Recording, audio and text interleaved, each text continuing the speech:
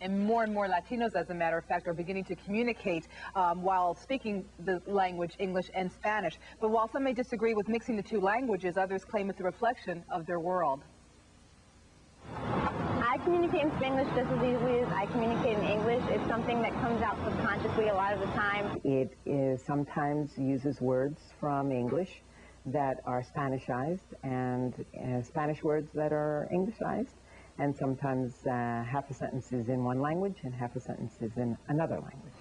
Every time there are different cultural groups in contact, this happens.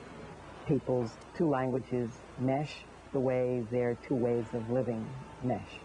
While the meshing may be inevitable, not everyone embraces Spanglish. Whereas the older members of the community, or the first generation, is horrified by the word Spanglish, the newer, younger groups sometimes are very proud of the fact that they speak both languages at the same time. I'm as American as I am Puerto Rican. I am a Spanish speaker as much as I'm an English speaker. My experiences, my struggles, my convictions, my ideals all come from having to live within two worlds, essentially.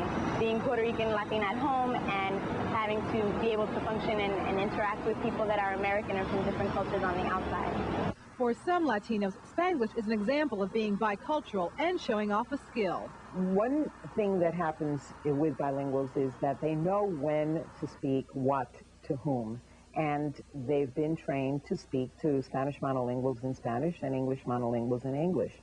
But when they're with each other, they feel freest when they're talking both languages at once. I know that there are other people out there that think in Spanish and English at the same time as I do. And that just comes from hearing Spanish my entire life, speaking English my entire life, and then eventually doing both.